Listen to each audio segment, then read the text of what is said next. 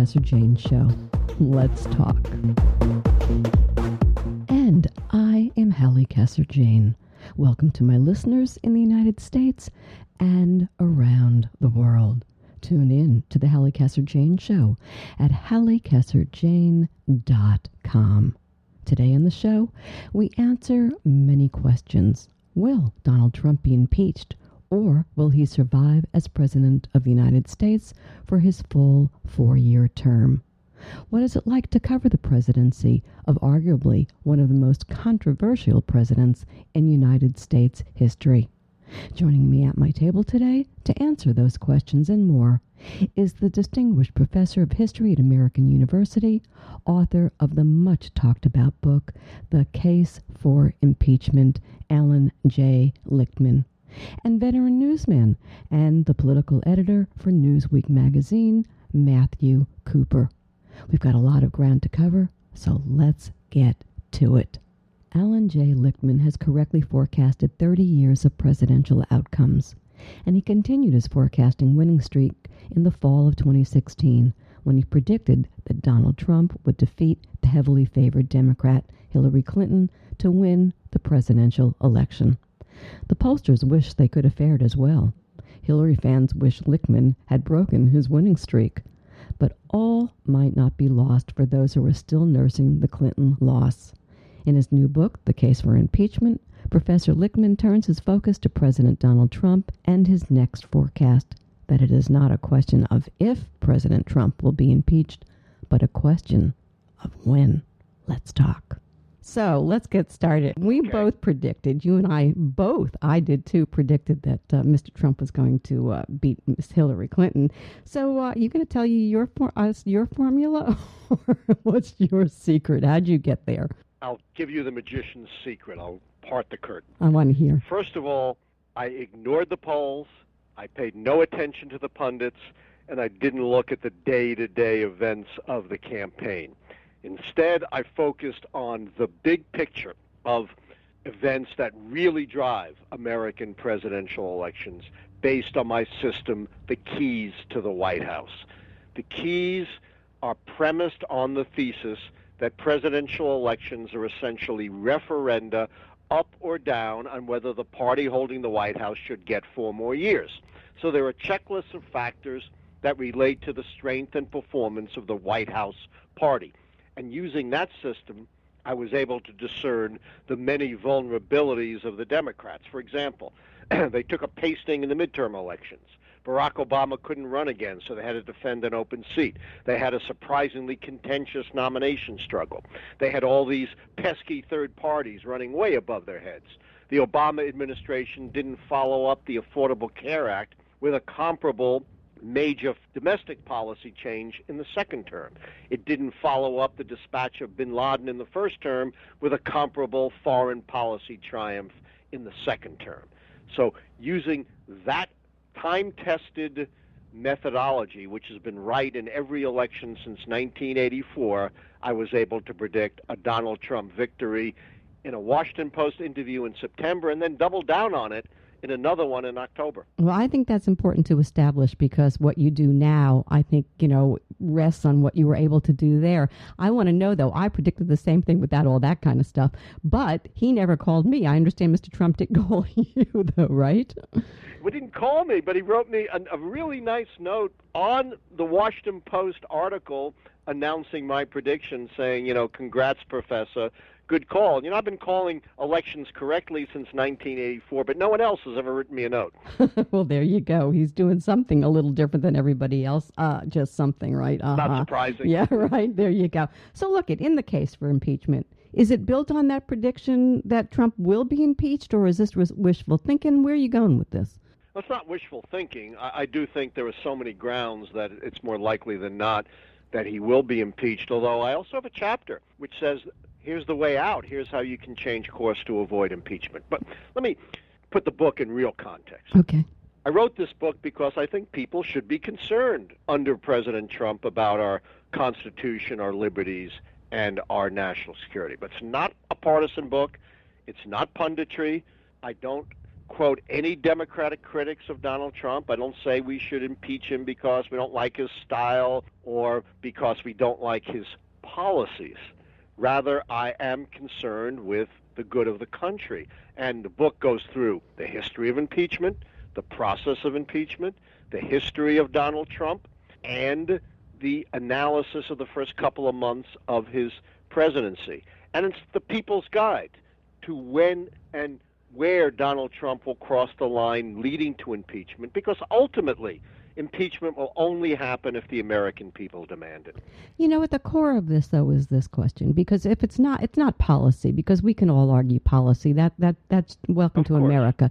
It is about a certain morality or an immorality here, and it doesn't get discussed enough.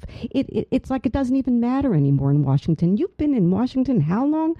What's the story with that? Why is morality, and we'll talk about the aspects of that, not as important as it should be anymore in our dialogue? Yes, but because two things have overtaken our politics. I'm not going to talk about polarization because I don't think that's it. Number one, much of what happens in Washington can now be explained by the arrogance of power. Every single elected official thinks of themselves as kind of a baronet, a potentate unto themselves. That didn't used to be the case, and I think a large part of it is changes in the organization of Congress, which creates all kinds of subcommittees that members can hold, but more fundamentally, the fundamental change in the media, whereby now every member of Congress or every member of the Senate can become kind of a media emperor unto themselves. The other thing that I think is so important is self-interest, that so many politicians today look at politics in a self-interested way. How can I advance my career? How can I move up from being a state senator to a congressman and then join the club, the most exclusive club in the world of senators? And we keep electing these kind of careerists over and over and over again. We don't ever more creatively elect different kinds of people to public office. I pledge allegiance to myself, not to the United States of America. I think that's what we're talking about. This book is titled The Case of Impeachment. I want to talk about impeachment because I think it's fascinating the way you talk about it in the book, because I think most of us don't really get that. I mean, we watched it, certainly, if we were around at the time of Clinton. But impeachment, as far as the Founding Fathers were concerned, there was a standard, right? To give us a little background on this whole thing. Yeah. People really don't understand impeachment. First of all, the Founding Fathers did not put it in as an afterthought. And they did not look at impeachment as a great tragedy for the country. Quite the contrary. What the Founding Fathers did was explicitly put in impeachment as the ultimate safeguard of our democracy from a rogue president. They just escaped the tyranny of King George, and they didn't want that to happen in the United States. And as Arthur Schlesinger Jr., the great historian, later put it, the genius of impeachment is that it is directed against the person, not against the office. They also recognized that in their time, how'd you get rid of a leader, assassination or revolution, and they put in impeachment as a peaceful means of rectifying the nation from an abusive leader. And they explicitly put impeachment in the Congress, not in the courts. So it's not a legal process. It doesn't require a criminal act. Rather, it is a combination of a legal, political, and, as you said, hopefully a moral process as well. If we look back at there have been two impeachments, Andrew Johnson, obviously Bill Clinton, and Nixon probably would have been impeached had he not resigned. Oh, yes, for sure. Okay, I mean, that was pretty obvious. But if you look at that is the past prelude for Mr. Trump? Yes, I think, there are chilling comparisons between Donald Trump and all three of the previous figures. What got Andrew Johnson into so much trouble was his stubbornness, his belief that he was always right no matter what anyone else might think, and that he was an outsider always fighting against the establishment. And that got him into a great deal of trouble because he wound up obstructing the Reconstruction policy of integrating the newly freed slaves into the Union and wouldn't budge off that no matter what moral, political, or legal arguments were made against him. And we see some of those same traits in Donald Trump. And of course, the parallels between Trump and Nixon are very strong. Both see themselves as beset by enemies. They see themselves at war with the press, at war with an establishment. Neither one of them has strong guiding principles, but instead tends to be very fluid and concerned primarily about themselves. Neither one of them has much fidelity to the truth or much fidelity to the rule of law. And we see in, for example, the Trump administration's response to this whole controversy over Russia, all the hallmarks of a Nixon-type cover-up: conceal, deny, delay, deceive, and then when you're caught, claim, oh, it was all innocuous anyway, just like the Nixon team said Watergate was a third-rate burglary. And, of course, the comparison with Bill Clinton is Bill Clinton got impeached because he got caught lying under oath. And I have a whole chapter about the inveterate history of Trump lies. And there are civil lawsuits like the one that got Bill Clinton into trouble pending against Donald Trump, and he could be called upon, to, if those suits go forward, to testify under oath. And if he reverts to form, he could be caught in the Bill Clinton trap. I'm going to ask you something that is a little different. Is the public complicit Sure. Is the public complicit in pushing forward somebody who turns into an impeachable president? Where is the public wrong here? Surely they see some of this too and understand it. They're just denying it. Have you thought about that? Yes, I have. And I take a very contrarian position on that, where I kind of agree with you. We tend to blame everybody but ourselves. It's the media's fault. It's the politicians' fault. But ultimately, the responsibility in a democracy does rest upon the American people. The American people hate the Congress. It has approval ratings lower than Attila the Hun, and yet they keep reelecting all these people to Congress. A great majority of the American people did not believe that Donald Trump was temperamentally fit to be president, but they still elected him president. So I do think, the buck does stop with the American voter. I don't dispute that. I think, we could spend hours on that one. We won't, but I think it's important to certainly mention it. Okay, let's get down to the nitty-gritty just a bit here. And in this case for impeachment, he's been in office almost 100 days. Point that you make, first of all, is he doesn't have to only be impeached for what he's done since he got into office for the first 100 days, but things from his past make him possibly subject to impeachment. Talk to me about that. Yeah, of course, the obvious one is what went on with the Russians during the campaign. And if his team was colluding with their reprehensible attack on our democracy and he knew about it, that's misprision of treason, a serious crime, not reporting treasonous acts. If, heaven forbid, he himself was involved in collusion, he could become the first president charged with treason, which is an explicit ground for impeachment under the Constitution.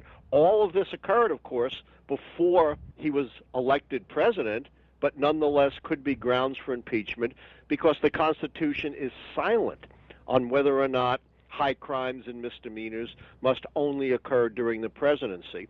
And there is some precedent in impeachment of judges for including as part of articles of impeachment acts conducted before they became judges. It's even possible, but much more remote, that other potentially illegal activities like employing illegal immigrants could become part of an impeachment investigation of Donald Trump. But I think the Russian connection is the most likely, and there's a lot of smoke there. And usually when there's that much smoke, there's likely to be some fire, although we have to await the results of the investigations. Assuming that we actually ever get the results, because somebody... Well, that's another issue, whether these investigations are really going to take place or they're just going to be sweeping things under the rug. Exactly. Do you think he's dangerous to the Republic, to the basic tenets of the Republic, to the Constitution? Do you think he's dangerous? A threat? I think there are signs that he is dangerous if he doesn't change his ways. And I have a whole chapter on that, which I call abuse of power. And that's really was Nixon's big transgression. You can point to lots of specific things, but his major issue was the abuse of presidential power for his own personal ends. And we do see signs of a Nixon-type abuse of presidential power under Donald Trump. It doesn't rise yet to the level of impeachment, but it's a warning sign. And in the book, The Case for Impeachment, my case study is the first travel ban, which first of all tramples on decades upon decades of American traditions affirmed by president after president, including President Reagan, of not discriminating against peoples based upon their nationality. He's kind of reverting back to a very discredited period of history when we had those awful nationality quotas, which, among other things, trapped hundreds of thousands of Jews in Europe to be slaughtered by the Nazis. In addition, in defending the travel ban, he has, like Nixon, claimed absolute presidential power, not reviewable by the courts. That's very, very dangerous. And as we know, absolute power corrupts absolutely. And he has smashed, or at least challenged, the separation of powers by demeaning judges and by demeaning the courts. And I'm not saying he should be impeached for any of these things, but I'm saying that there are some alarm bells ringing there this early in the administration. And one of the suggestions, of course, I make to him in my chapter on the way out is to curb these kinds of undemocratic tendencies. What about conflicts of interest? This term, this thing, the emoluments clause, is tossed around. It hasn't been used before, right? But talk to me. That's right, but it's very serious. And we never had a president before with all of these far-flung business interests. Presidents previously have not been businessmen like Barack Obama, or have divested. And again, one of my recommendations to Donald Trump was the first thing you need to do is divest of your business interests. Yeah, you would take a financial hit, but you're a billionaire. You'd still be a billionaire, and no one forced you to be president.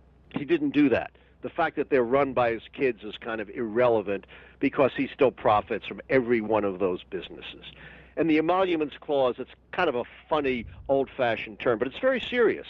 The emoluments clause basically says that a president cannot take emoluments, things of value, from foreign governments, their entities, or their agents. And it's an absolute prohibition. It doesn't require a quid pro quo. And it wasn't an afterthought.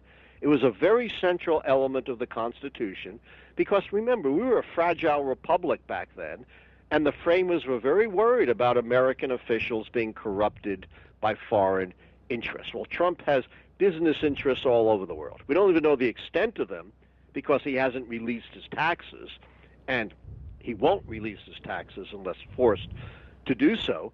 And they are inevitably going to involve getting things of value from foreign governments, which could in fact involve a quid pro quo, even though that isn't required under the emoluments clause. For example, he got, while he was president, 38 potentially lucrative trademarks from China, things of great value to him that may relate to his policies and practices as president. After all, he broke his promise to declare China a currency manipulator on day one, and he just before he got these final approval on these trademarks, he seemed to be walking away from a flirtation with a two-China policy. That's just one example.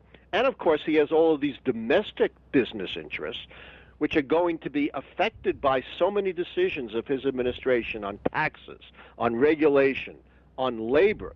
And here's the rub.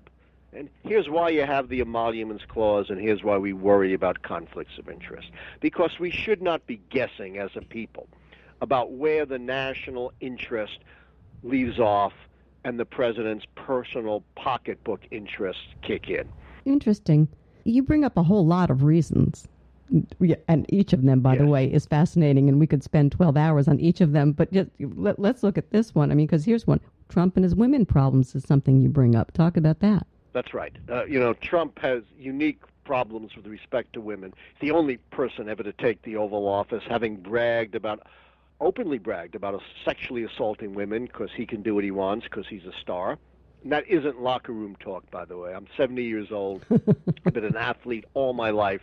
I've been in thousands of locker rooms. I've never heard a man brag about sexually assaulting women. And he had 12 women come out and claim, yeah, that's similar to what he did to me. Now, one of them, and here's where it could lead to impeachment, one of them, Summer Zervos, has sued him, not for sexual harassment, but for defamation because he disparaged her accusations, hers and others, calling them phony, lies, made up. And her attorney is none other than the celebrity feminist attorney, Gloria Allred.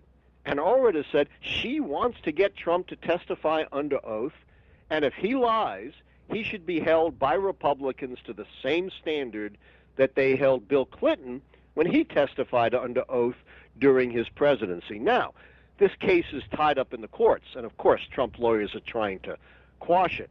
But if it goes forward and Trump doesn't settle it, and they're pretty resistant to settlement because they want to get Trump in court, he could be caught, because of his issues with women, in the Bill Clinton impeachment trap. Yeah, well, there you go. And isn't it true that great men are always taken down by the dumbest things? You never know. For want of a nail, the horse was lost, right? And then the kingdom was lost. It's so true. It's so true. Well, here's one I do want to talk to you seriously about, and that's what you call he completely ignores the fact that there's such a thing as climate change. And I am so glad you brought this one up. Talk to me. Yeah. This is, of course, my edgiest one, and maybe one of the less likely ones to come to pass, but I think in many ways the most important thing I have to say.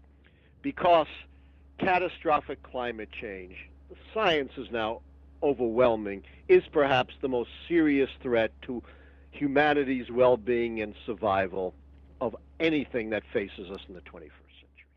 Now, let me go back to 2009. A group of businessmen wrote a letter to then President Barack Obama saying, don't forget our planet. They said the science is irrefutable that unless we take strong action against climate change, there are going to be catastrophic consequences. And they said, in efforts to fight climate change are not going to hurt the economy. They're in fact going to help the economy by moving us into the job-creating new green energy economy. Guess who signed that letter? Donald J. Trump, Ivanka Trump, Donald Jr., and Eric Trump, almost 8 years ago. What has changed since then? The science has become more irrefutable. The threat to humanity has become more immediate and more urgent. All that's changed is Donald Trump's political calculation that he had to reverse himself and join the discredited ranks of the climate change deniers in order to succeed in Republican politics. And what has he done? He not only has halted progress in combating climate change, he's thrown it dramatically into reverse. Is that a crime against humanity? Well, you might not think of it that way, because we typically think of crimes against humanity as, genocide, like what happened in Cambodia in the 70s. But the International Criminal Court has just recently prioritized crimes against the environment by governments and individuals, and of course climate change would count there. We're not part of the International Criminal Court, but nearly 120 nations are, and climate change affects the whole world, and someone somewhere could lodge a complaint against Donald Trump. It could lead to an investigation by the International Criminal Court, and who knows what reverberations it might have back on the United States, because Donald Trump himself said nearly 8 years ago, just how urgent it is to deal with climate change in a serious way. It's extraordinary to me. It could create new jobs if they would just let go of this garbage, but that's another conversation too. Trump has been called in, right? I wrote this chapter really to raise consciousness about this. And I think it's sharing your point of view obviously was one that I needed to bring up because I think it's powerful and important, and it's such a great part of the wonderful book that you've written. Trump has been called insane by psychiatrists. I'm sure you read that story just like I did. Crazy like a fox by his followers, and things that can't be repeated on my show unless I'm going to get an X-rated rating. I don't want to go there. So the only way he won't implode, if you ask, if he can change. So this is what I want to talk. You quote Trump in 2016 as saying, quote, "I'm capable of changing to anything I want to change to." Do you think he can change to anything he wants to change to? And what are the odds that you give him that he will change and that he won't be out of office in his first term? I think he can change tactically. I'm not sure he can change fundamentally. Right. And by tactically, I mean he can do some of the things I recommend, although he's been pretty resistant to them. He can certainly fire Steve Bannon, and he's already demoted him by removing him from the Principals Committee of the National Security Council. He can certainly divest. He could certainly bring many more women into the top levels of his cabinet and his inner circle. He could curb his Mussolini Act, which is another one of my recommendations. But I'm not sure he can change fundamentally. Can he fundamentally change from someone who his whole life had been centered around Donald Trump, what's good for Donald Trump, what brings Donald Trump adulation, and take a more selfless approach to the interests of the country and the American people? I'm not saying he can't, and I hope he does. I'm rooting for him. It's why I wrote that chapter on the way out, but that's the real question. Are you rooting for... 70 years old, can he fundamentally change? Are you rooting for him, or are you rooting for the country? I'm rooting for the country. I'm rooting for him. I'm rooting for the country through him, because I don't want to see our country in danger. Look, I grew up in the 1950s when we were terrified over nuclear war. I'm terrified again for the first time. I know. Because we have Donald Trump and Kim Jong-un. You know, he's dealing with a North Korea that's nuclear armed. This is an incredibly delicate, difficult situation. And, you know, I'm rooting for Donald Trump to have the temperament and to have the calm and, you know, to listen to good advice and deal with this. But I am very, very worried. As I said, more worried than I've been since I was a kid. One last point. Should we be careful what we wish for? You know, I know that I'm railing away on all of this. You know, here's what we've got. We've got the Russia. We've got the this. You know, this guy is acting like a, whatsy. But, do you fear taking him out leaves us with something maybe more frightening? A Pence, a Ryan, who are quite sane and wily at the same time. Yeah, I'm not going to engage in a political argument there, but I will say, from the perspective, if you're a liberal Democrat, this is a bit complicated. You may think, well, maybe I'd rather have Donald Trump to kick around for another 4 years than have the much shrewder, much more politically effective Mike Pence, perhaps buttressed by Paul Ryan, as President of the United States, who's actually going to get through those policies that I don't believe in that are stalled under Donald Trump. So the political calculations do get complicated, but my focus is really on the dangers to our country. You did that quite well. You skirted my question. We only moved to impeach Donald Trump, not because of policy or style, but because he's crossed the line, really becomes a danger to all of us. What do you think the chances are he won't be here in 4 years, at the end of 4 years? Well, I think the chances are better than 50-50 that he won't be around, because I'm not sure he's going to read my chapter. Maybe Ivanka will read it and talk to him about it. Hey, Allan, great book, great conversation. Much appreciate your being here. Thank you. Loved it, Halli. Take care. Talk to you again. I've been speaking with Allan J. Lichtman, Distinguished Professor of History at American University and the author of The Case for Impeachment. To purchase a copy of The Case for Impeachment or any of Professor Lichtman's books, visit Amazon.com. You are listening to the Halli Casser-Jayne Show. My guests today are Professor Allan Lichtman, author of The Case for Impeachment, and veteran newsman Matthew Cooper, political editor for NEWSWEEK magazine. Tune in to the Halli Casser-Jayne Show at hallicasserjayne.com. We'll be back in a minute. Stay with us. A message from the American Podcast Council. Every month, 1 out of 5 Americans listens to a podcast, and that's fantastic. But friend, we can do better. All this month, we want you to find one of those 4 Americans who doesn't listen to podcasts. A friend, a relative, the only cool coworker in your office. Find that person and explain to them, slowly but gently, what a podcast is, where to find one, and then how to listen to it. When you complete that mission, tell us what you recommended with the hashtag tripod. That's TRYPod. NEWSWEEK magazine's political editor Matthew Cooper has worked for some of America's most prestigious magazines, including Time, The New Republic, National Journal, U.S. News and World Report.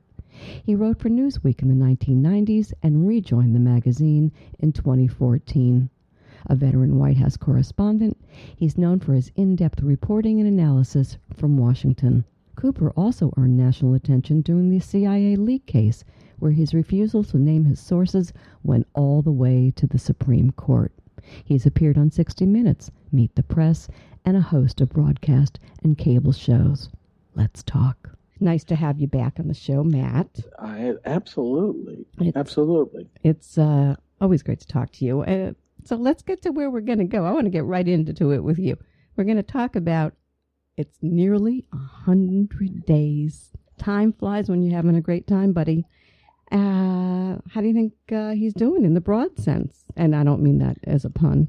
Right. Well, I think he's maybe doing a little better than the conventional wisdom would have. I mean, he's not. I mean, the obvious downsides are he hasn't passed a lot of laws, and he hasn't, and he seems to be unpopular in the polls. But that said, look, he's still very popular with everyone who supported him, which is good for him. He's changed the debate in Washington. Something like the free trade consensus that bound the Bushes and Clinton and Obama for a generation, that's gone. He's wiped that out in a day. And so, he's getting some things done that he may not get credit for and that people may or may not like. But I think the criticism of him has been a little overwrought in terms of his accomplishments and the impact he's making. Well, I am absolutely, utterly fascinated that you're saying that. I so totally disagree. You and I never disagree. We'll explore that. Right. Is this 100 days, first of all? Let's go back to that. Does this thing mean anything, Matt? Or is this just, some arbitrary? What does this mean, this 100 days? Well, it's arbitrary in the sense that it's not determinative of one's reelection prospects or the way historians come to judge you. But it is a useful barometer because presidents tend to get a lot of important stuff done early. And if they don't get it done early, they may not get it done later because they're usually at the peak of their political power when they first get in. That's not what's happening with him. He's not getting stuff passed. And that's a real problem for him. Before we get into assessing that, I want to talk to you about the media. This must be so fascinating for you. Now, you have had one incredible career that has gone on forever. You have outlasted a whole lot of them. Hundreds of years. Don't you look terrific? Yes, I guess. I mean, for a guy who's been around as long as you have, you're looking pretty. There you go. And you've seen it from all sides and from so many different news sources that you've worked for over the years. I mean, talk to me about presidents coming and going and how you compare covering this particular breed of cat with the past presidents that you've covered over the years. Well, I think others had a much better sense of what they wanted to do in office and what they wanted to accomplish. Trump's views of the world are changing and kind of not as well formed. I mean, if you compare him to a Bill Clinton or a George H.W. Bush, these just does not have his, quite the same sense of what he wants to do as much as some other presidents. And so it's much more evolving with him. And then it's a very kind of crazy, power structure in the White House. So, you don't have a strong chief of staff. It's kind of loosey-goosey. A lot of stuff is happening on the fly on Twitter. So it's a more chaotic, one might say creative, but it's a more chaotic atmosphere than other White Houses. So it's a challenge for reporters. Okay. A challenge for reporters. Chaotic. Do you like the way this has been set up? Do you appreciate this, or is that not a judgment that as a newsman you're going to make? You're going to say, this is what I've got and this is what I've got to deal with. But surely you've got to judge it. Well, I would judge it by the standards of, is he going to get what he wants? How effective will he be at implementing the policies he wants and that his supporters elected him to do? And, the jury's out on that. So you're going back to policy and getting policy done, but I'm talking about something different because I think he's manipulating us all, particularly the media, for good, for bad, and indifferent. And I don't want to judge the media, but the rules, I think, have changed. And I'm wondering whether that has just to do with Donald Trump progression as we go into this new online media and, everybody, we're in Trump land, there's no question about it. But maybe it's about that. Maybe these times are just changing and he's just come along at the same time. Well, I think that's right. I mean, I think we look back and we say, well, Roosevelt mastered the new technology of radio and, Reagan, understood television, as did Kennedy. And, I think he's really the first president of the social media age. I mean, it was around during Obama, but it was not something Obama engaged in personally. And, he's using it. And I think we still don't know, whether he's mastered it or he's fumbling it, but he's certainly engaged in it in a way no president has been. And it's a very powerful tool. I mean, when he tweets, it really changes, things. Crazy. Exactly. It is the Wild West on the internet. Listen, I'm online. NEWSWEEK is online. I mean, we're all doing this online. I mean, that's where the bread and the butter is these days. Anyone can be a pundit, Matt. Anyone can say what they want, right? Sure. But whereas people these days, they only want to believe what they want to believe. What's the story on that? Question. Right. And I want to ask you that because political editor, prestigious NEWSWEEK, but you got a different audience than you used to have. Maybe you lean to the left and people from the left, quote unquote, I'm not saying you do, I'm just saying, let's just assume for argument's sake, because people probably say that versus time. But there's something different now. Do you have to deal with a reader who wants to hear what you present in the way that you know that they want to present it? Or does that not play into it anymore at all? Well, I think you're conscious that people are living, much more siloed and, news experiences where they're getting their views reinforced by, Facebook and friends and news sources that they believe. And, that's a pretty well documented phenomenon by now. I think if people are coming to NEWSWEEK, they're, showing an interest in finding out things that don't totally necessarily reinforce what they believe. And so, I think by definition, almost people who come to a place like NEWSWEEK or the New York Times or other things are, going to be a little more open to hearing different things. And so, we keep that in mind as we write for people and tell stories. There was a line in the movie.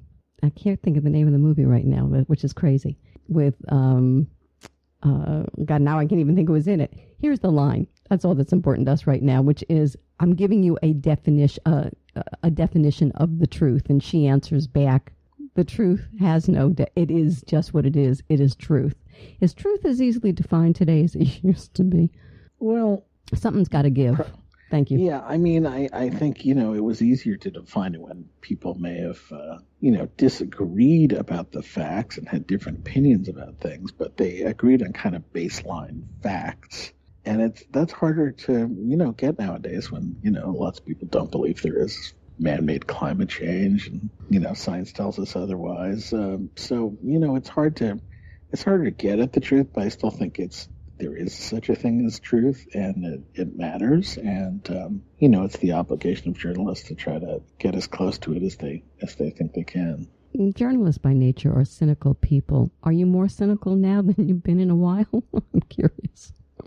No, I'm actually not. I was not one of these people who thought the world was going to end when Trump got elected. And I did not sort of think, I mean, he may do things that are of concern to people on the left and right, or have busted norms that we thought were normal, and that are, definitely concerning. But I was not one of these people who thought his election was an extinction level event for democracy. And so I'm not really more cynical after his election or in general. Can I say 2 words? What? North Korea. Oh, yes. He doesn't scare you, Trump. He scares that. What's out of this girl. Well, on the other hand, what's he... I don't know. Has he done anything crazy in North Korea? I mean, they've upped the rhetoric a little bit above where Bush and Obama and Clinton did, but it's not demonstrably different policy. Matt, he's only 100 days in. But yeah, I'm sorry to interrupt. He's only 100 days in, and already he's, I don't know. I think deterrence is a very powerful thing, and I think some of the same reasons we didn't go to war with Stalin, are the same reasons we're probably not going to war with Kim Jong-il. Neither side wants to have gazillions of casualties, and I'm not underestimating the possibility of stumbling into war, but on the other hand, there's a lot of incentive not to go to war for all parties. Well, that's for sure. I'm just a lot of it has to do with the characters who are involved in the play. And in this particular play that we have, it looks to me like we have two wackos, as the lead characters. No question, it feels more volatile than, say, Kennedy Khrushchev. But on the other hand, there's less at stake than, in other words, there are missiles involved here, but there's like missiles as opposed to thousands. And, look, it's a dangerous situation, obviously. But, I think there's still a lot of incentives for all sides to, not go to war over this. And so we'll have to wait and see. Yeah. So listen, he has the lowest approval numbers coming in and in the first 100 days. The poll number thing, we ought to know after Hillary, that's like a weird picture. It doesn't compute to this lady, who follows them religiously, that his poll numbers are so low, and then they go and they say, but he's got 96% of his followers still with him. I don't know. Are you trusting what you're reading? Yeah, I think the people who put him in office are sticking by him. I think they're giving him more time. They may not like everything they've seen, but they're going to give him some leeway here. And look, the economy is, doing pretty well. The stock market's way up, which a lot of people didn't think would happen when he got in. And so, look, no White House would want to be at 40% popularity, but he's not in the worst shape. Well, actually, he is in the worst shape. Well, he's in the worst shape, yes, compared to other presidents. I'm just saying that the overall approval number doesn't, as you said, the polling has been somewhat squishy concept the last couple of years, and that's a snapshot of the overall approval of the entire public. But when you get down to people who actually vote and people who have the intensity of their support, I think he's in a little better shape. Not much. Believe me, it's not what you'd want if you were president. But it's not as bad, I think, as the conventional wisdom allows. So here's another thing. So in the meantime, then there's Congress, who has equally low approval ratings. Right. But the Republicans own it all. The whole they do. Kit and caboodle. Why can't they get anything done? I think people in the party feel like they've got leverage, and they do. They have a pretty big majority, but it's not a huge majority. And so, if 20 or 30 really conservative members want to hold up the bank or, weigh in, put their thumb on the scale, whichever metaphor you want, they have a lot of clout. And so, people kind of feel empowered to do that. And that makes it tough to get deals, even when you have the majority. Frankly, I think that as long as this crew is in office and this crew is in Congress, it's probably a good thing that they get nothing done until the wackos get out of there. But hey, that's just Halli talking, and it's my show. I can say what I want. Okay. What about the Dems? The Dems are not, look, they have the lowest numbers in Congress and state houses than they have in a long, long time. They're not where they want to be. That said, they're pretty unified. There's not huge, there are cleavages in the party, but they're not huge. And, I think they're in a pretty good position to, capitalize if Trump continues to stumble. And so I think Schumer and Pelosi are pretty smart. And I think they've handled this deck of cards about as well as they could have so far. Interesting. Very interesting. I don't know if I agree with that. What do you think they could have done, should be doing? Well, right now, first of all, they seem very old and very tired, okay? Well, that's true. They don't look fresh. Okay. And we could use some fresh going on from the opposition party right now. And yet the people who they are putting out there who you might consider as fresh, DNC chair, new, and a few other folks, seem not, they're just not big enough. You're competing with Trumpville now. And I think that the Dems are just yawn. That's what I think. And that there are some people in that party, I think, that could make some noise if they would allow some of the pups to get some voice, but I think that the old guard is holding on to their control, and I think that's a problem for the party. That's my take on it. Well, no, there's something to be said for that. I mean, they should be promoting their rock stars more, right. And they're not doing a lot of that. That's true. And there are some unnamed who are there, not like the Ellisons or those folks. I'm talking. There's a guy, the guy from Washington who ran against, who tried to get Pelosi's job from Washington State. This guy could be amazing. Why don't they have him out there? But that's another story. Right. Yeah. No, I think that's a fair point. Yeah, and I think that that's a problem for them. And time for a change. The term fake news. Fake news? You know what I mean?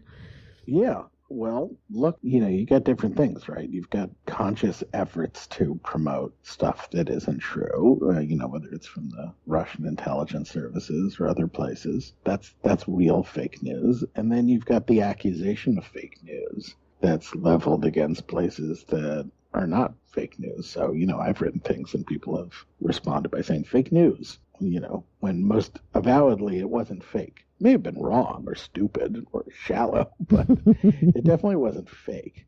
And, I think it's become an easy phrase for people to wield, mostly on the right, and say, I don't trust this. It's fake. And that's unfortunate, I hate the term. I think it's been played. Unfortunately, the president's, the president has exercised it. I mean, at least Nixon would just say they were liberal, but he didn't say they were like liars. He didn't say the New York Times was fake.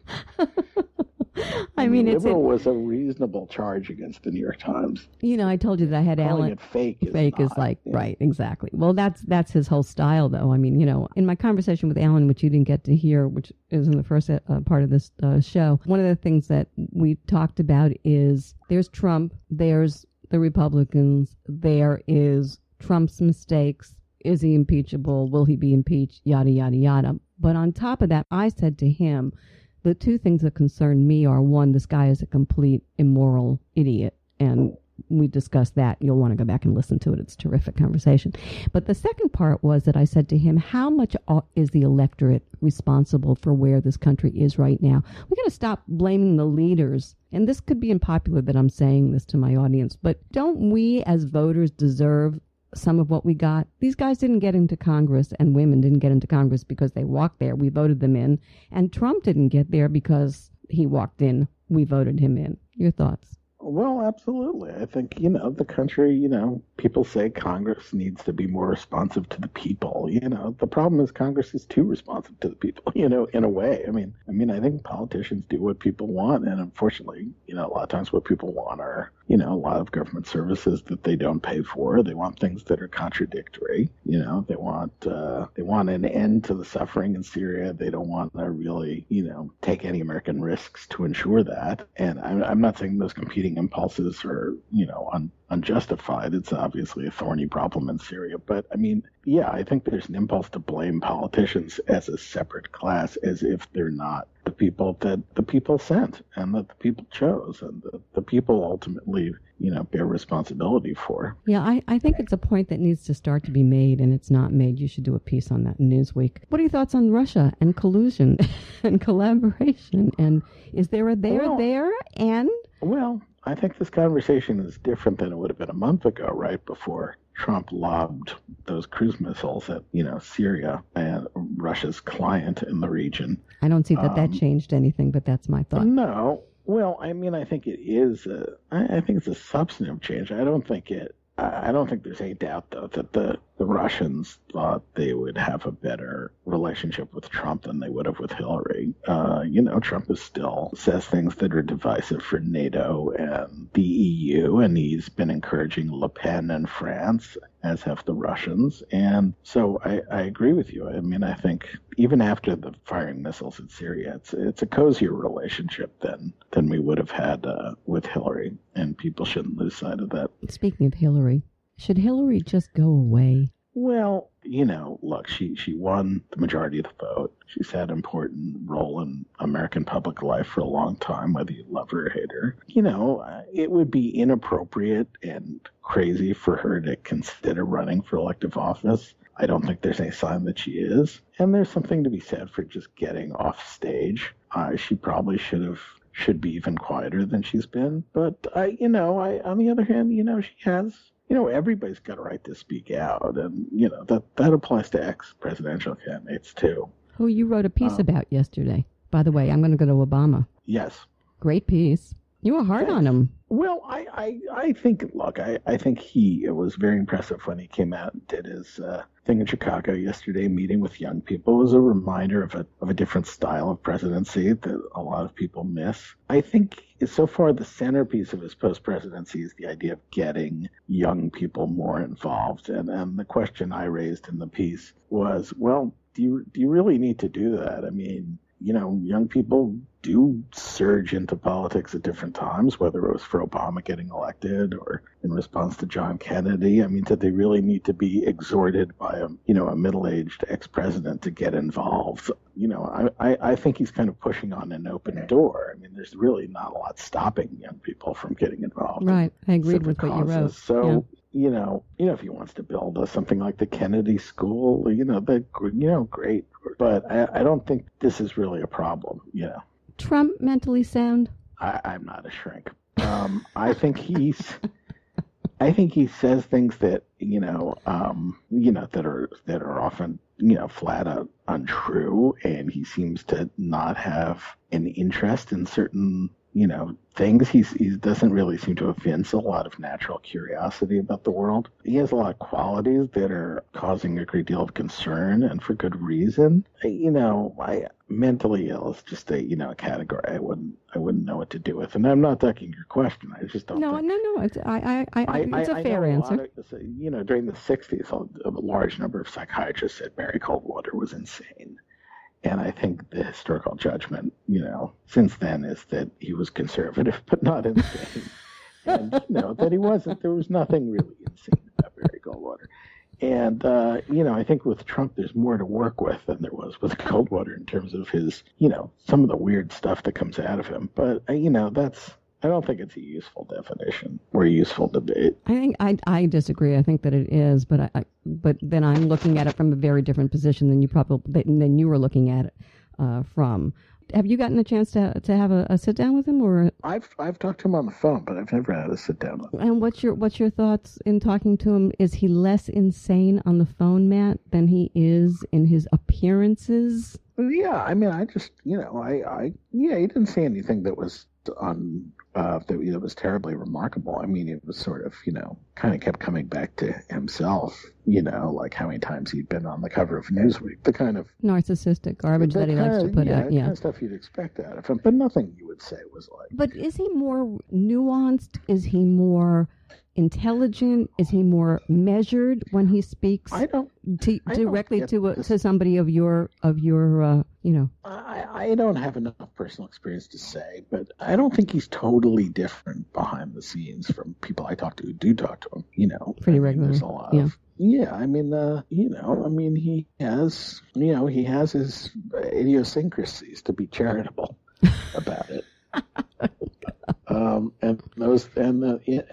They're hiding in plain sight. I don't think there's like a totally different Trump. But look, he got to where he is by having a certain kind of intelligence and skill set. And, whether that kind of knack for self-promotion and stuff that made him a success in television and in business will make him a good president or an effective president, we don't know yet. There's a lot of reason to think it isn't going to be the right skill set, but we don't know yet. So when you look at this thing from a bigger picture at this point, 90 days in, there are some changes that have gone. I mean, from the crazy opening number, to where we are today, they do seem to be calming down, gaining a little bit more wherewithal. They're not putting the crazies out there as much as they had. They're silencing some of that. I'll give them credit for that. I haven't written about that, but I think you have to say the not having Flynn as the national security advisor and the sort of trimming back of Bannon and Bannonism is a pretty big difference. And Conway. In the first week.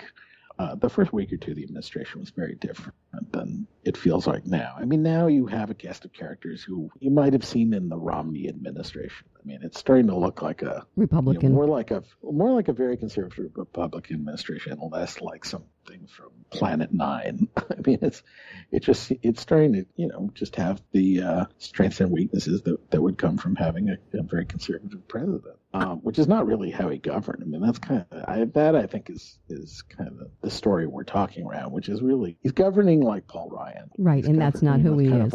With a Ryan agenda, which is not really how he campaigned, but that's kind of how he's governing, and he's having trouble getting it through. But he's letting them call the shots. I don't know where I read this yesterday, but this was the last thing I wanted to discuss with you. It made so much sense to me.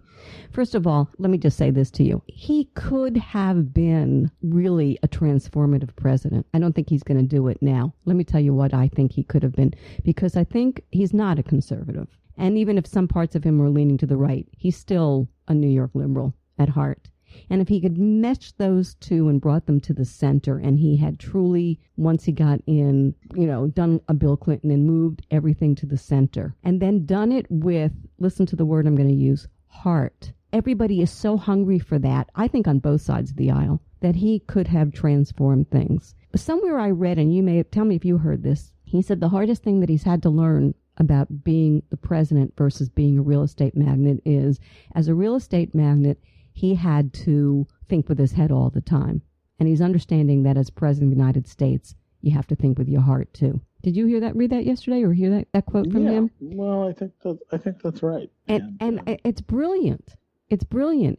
But he's not doing it. He's succumbed to Pence and to Ryan because he's lost in the desert of not having knowledge. Would you agree? Yeah, I think that's right. And I think he's, I just wouldn't write off the possibility he shifts, that it looks different in 6 months than it does now. He's nothing if not, fungible. And so, let's see where we're at in 6 months. Right. Yeah. The reason I wanted to talk to you about that is because in talking to a lot of his supporters, who you can feel the angst that they're losing, particularly the conservative side, that he ain't exactly doing what they thought he was going to do. And their way of communicating their fear that he may be moving to the center is to go completely wacko, which they seem to be doing. They're trolling me on Facebook, that's for sure. Yeah. But then we get back to where Allan Lichtman has brought us today, which is, you think this guy ultimately gets impeached or not? I think Allan's raised the right questions. I just say by whom.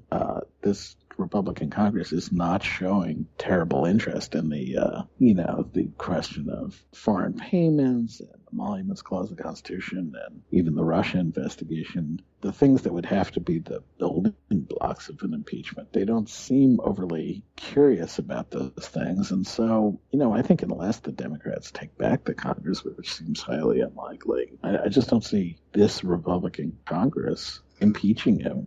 And the evidence isn't there yet, but I don't even think they're very curious about it. So, except to say, if they can't get anything done that they want to get done, and they start to see their own careers looking like they may not get reelected, I think you'll see a different picture, right? Well, that's true. Then it's more like they might evince more interest in those things. But at the moment, I just don't know how you get from here to there. I mean, it's hard to picture a Senate Watergate committee type bipartisan, robust investigation of all these issues. So without that, I don't know how you get to impeachment. I don't know. All I can tell you is I don't want him impeached. I like having the stupid there, the ignorant there. I fear what will happen if he's taken out and Pence and Ryan get control. I'm like, no. Let's just keep it the way it is. A lot of chaos, a lot of crazy, nothing much getting done. And keep your fingers crossed something better comes along in the near future.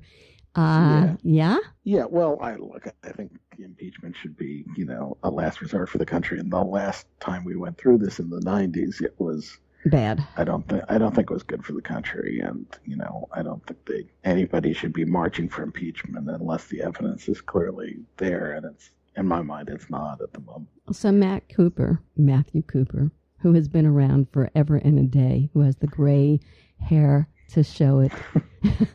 Or a lack of hair, yes. Well, and that gray, wonderful beard of yours you have every once in a while that I love that you shave and then you have it again and whatever. That man talked to me about, as we leave, assure this lady we're going to be okay. We will survive the United States. I always bring you here to be the voice of reason. No. Give me some reason. Look, the presidency was not designed to be an all-powerful monarch. It's an office of limited powers. And it's got a lot of power, but it's got limited ones. And I think when you take that and the fact that I don't think Donald Trump wants to nuke the world or deport 20 million people, then I think you come to see him as a figure of concern, but not a figure of dire danger, if that makes sense. So I'd say everyone who's really worried should take a deep breath and focus on the real challenges presented by the Trump presidency rather than letting their fears run amok. But on the other hand, are you not just having a great time covering this clown? Come on. Well, it's definitely interesting. I gotta say, it's unlike anything else. So it's just, from that standpoint, yeah, it's a remarkable moment. I've been speaking with Matthew Cooper of Newsweek magazine. For his insightful reporting, visit newsweek.com. Thanks so much for tuning in to the Halli Casser-Jayne Show, a production of RESEC LLC. The Halli Casser-Jayne Show posts new podcasts Wednesdays, 3 p.m. Eastern. Visit hallicasserjayne.com.